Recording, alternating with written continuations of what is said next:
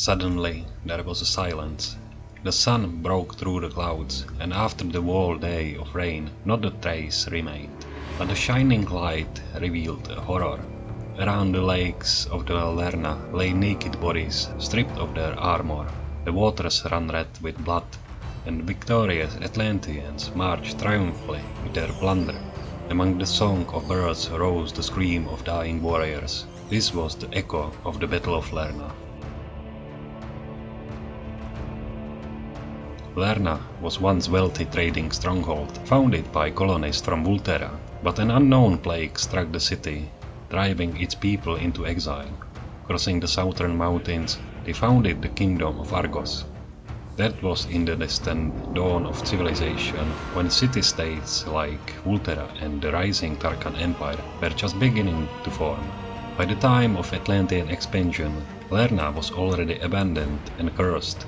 Even the beautiful lakes had turned into the swamps and marshes. And yet here the Atlantean expeditionary army settled in the first year of the war. The Tharkans, driven from their southern plains by Atlanteans, found shelter in the Almarans forest under King Sitalces. The local chief Brennus offered them refuge.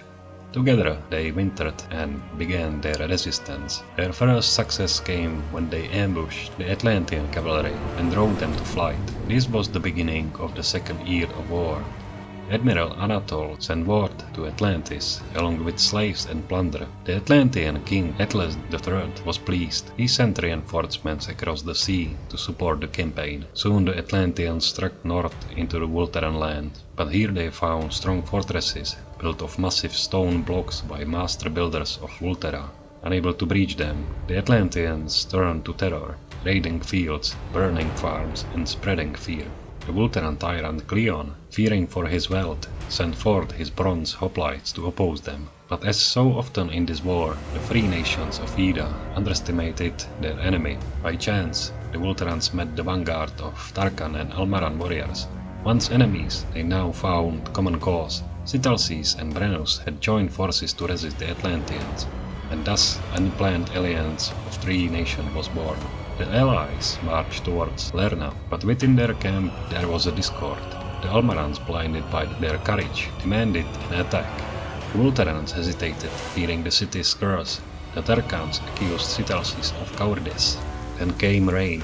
Mist covered the land. The Almarans, emboldened by wine, armed themselves and marched out. Against the council of Sitalces, they entered the forest of Lerna. But the Atlanteans were ready. They had prepared their terrain with traps, pits and sharpened stakes. Hidden in the fog, they waited for the moment to strike. Suddenly missiles fell upon the Almarans. Confused, they stumbled in the fog. Atlantean infantry struck from the flank, while elite shock troops crashed into the rear. Many Almarans perished in the swamps and pits. Others fell upon the stakes. Their cry of terror spread out of the forest. Panic spread to the Tarkans. The allied formation faltered. Then came sounds of horns, war trumpets and shells. The Atlanteans emerged from the mist in the close formation, chanting rhythmically. At last, the Vulteran hoplites marched forth. Their bronze masks hid their fear. Together with Sitalces and Brennus, they tried to rally the broken ranks. But then came the thunder of hoofs. Atlantean cavalry swept onto the flank. Gleaming lances pointed to the sky. Encirclement and destruction threatened the allies. The camp was unfortified. Warriors fled, seeking safety in the mist. The cavalry hunted them down like a prey. Only the Vulteran hoplites resisted, forming a square, their spears thrust outward like a hedgehog. The horses dared not to charge them, but elsewhere men were cut down without mercy. When the rain stopped and the fog lifted, the sun revealed horror. From the lakes of Lerna to the plains beyond, the land was covered with the dead. Blood mingled with mud. Atlanteans marched in triumph, victors of the Battle of Lerna.